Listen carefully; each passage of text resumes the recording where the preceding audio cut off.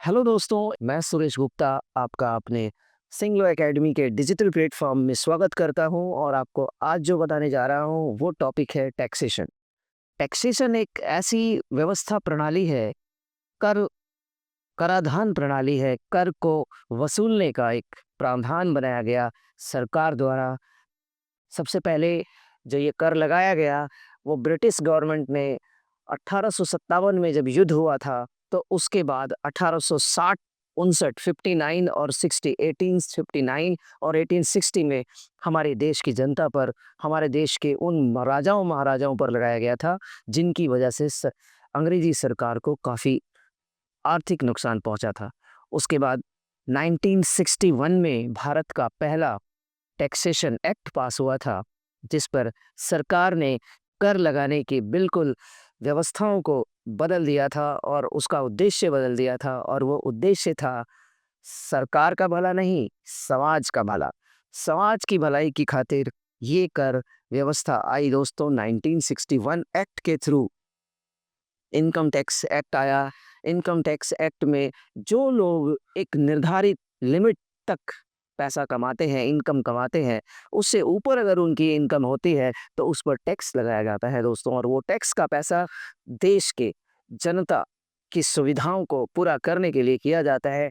जैसे स्वास्थ्य की व्यवस्था, चिकित्सा की व्यवस्था, सुरक्षा की व्यवस्था, हमारे पुलिस की व्यवस्था करना, हमारे आर्मी के जवानों की व्यवस्था करना, उनके लिए सुविधाएँ देना, ये सरकार बहुत सारी ऐसी सुविधाएँ हमें देती है। इसके अलावा पार्क है, सड़कें हैं, पुल है, बाँध है, बहुत ऐसी सुविधाएँ हैं जो सरकार उस टैक्स की नीति से, उस टैक्स के पैसों से मदद करती है दोस्तों।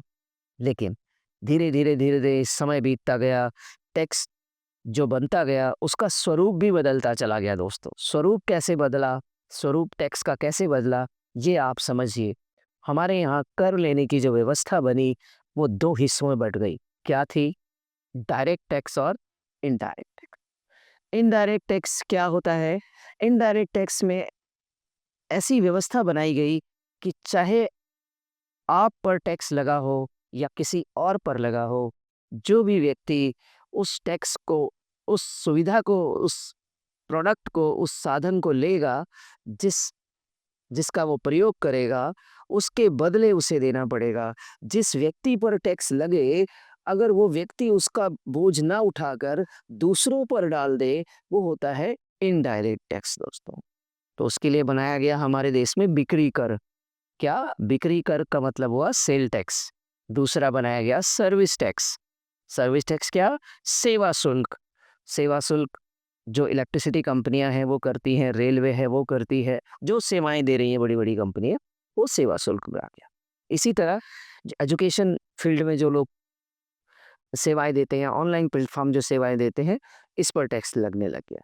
लेकिन ये टैक्स व्यवस्था जो मैं आपको बता रहा हूँ, ये कहीं न कहीं वो पैसा, वो धन समाज कल्याण में लगाती है हमारी देश की सरकारें। अब बात आती है 2016 और 17 में, जिस टैक्स का आकार फिर से बदल गया दोस्तों। वो आ गया जीएसटी। यस, क्या आ गया? जीएसटी। जी मतलब गुड्स, गुड्स मतलब सामान, एस मतलब सर्विसेज, सर्विसेज मतलब सेवाएं। अब गुड्स और सर्विसेज को एक साथ क्लब करके टैक्स लगाया जाने लग गया, जिसका नाम हो गया जीएसटी। ऐसा लगा कि ये तो बड़ा कमाल का हो गया भाई, इसमें तो बहुत फ़ायदा होगा लोगों को, जनता का भला ही भला हो जाएगा, कल्याण होगा बहुत ज़्यादा। लेकिन जब बाद में मेरी ऑब्जर्वेशन से मैंने उसे देखा और समझा, जो अभी भी मैं देख और समझ रहा हूँ, कि क्या दिख रहा है दोस्तों, कि जीएसटी कलेक्शन इतना ज़्यादा हो रहा है तेज़ी से, इतना ज़्यादा हो रहा है कि सरकारों के पास बहुत पैसा इकट्ठा हो रहा है, लेकिन आम जनता एग्ज़ाम्पल लेते हैं, एक सरसों के तेल या घी को, 1 किलो घी के बारे में बात करते हैं कि अगर 1 किलो घी किसी उड़ीसा, बिहार, हरियाणा या कोई दूर के गरीब बच्चे परिवार के लिए वो घी खरीदता है और उस पर जो जीएसटी लगता है, उतना ही जीएसटी एक अमीर व्यक्ति, एक बहुत बड़ा सेठ जो खरीदता है, उसको भी वही पैसा देना पड़ता है। ये वन नेशन वन टैक्स जो बना, इसका जो सबसे बड़ा मुझे ऐसा लगता है जो प्रभाव पड़ रहा है, वो गरीबी और अमीरी को बिल्कुल बैलेंस कर दिया है लाके उसने। गरीब उतना ही पैसा पे कर रहा है और अमीर भी उसी सुविधा को लेने के लिए, उसी साधन को ले उतना ही पैसा पे कर रहा है।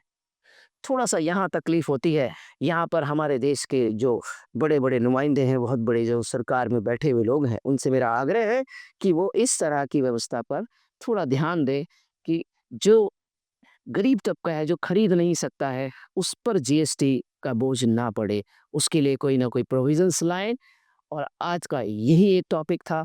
इनकम टैक्स का समझ में आता है दोस्तों कि ठीक है, अगर 5 लाख आज की डेट में 5 लाख अगर किसी व्यक्ति की इनकम है, तो उसे कर प्रणाली से, कर देने की बोझ से बचा के रखा जाता है। इसको डायरेक्ट टैक्स के नाम से जानते हैं दोस्तों। ये है डायरेक्ट टैक्स और डायरेक्ट टैक्स में ठीक है, जिसके पास ज़्यादा इनकम है, उससे ज़्यादा पैसा लिया जाएगा, जिस पर इनकम कम है उससे पैसा कम लिया जाएगा टैक्स का या नहीं भी लिया जाएगा अगर वो साल के 5 लाख से कम कमाता है तो दोस्तों। तो ठीक है, आज इतना ही कि मैंने आपको बताया कि किस तरह से टैक्स का प्रभाव समाज कल्याण के लिए होना चाहिए। लेकिन अगर वही कर नीति समाज कल्याण की जगह किसी समाज के या जनता के उन लोगों पर जो 80% से ऊपर की आबादी जो नीचे उसमें रहती है, उन लोगों पर बोझ पड़ने लग जाए, तो वो नीति ज़रूर बदलने का समय आ गया है दोस्तों। उस पर विचार करने का समय आ गया है। तो आप भी विचार करिए। तब तक के लिए नमस्कार। जय हिंद।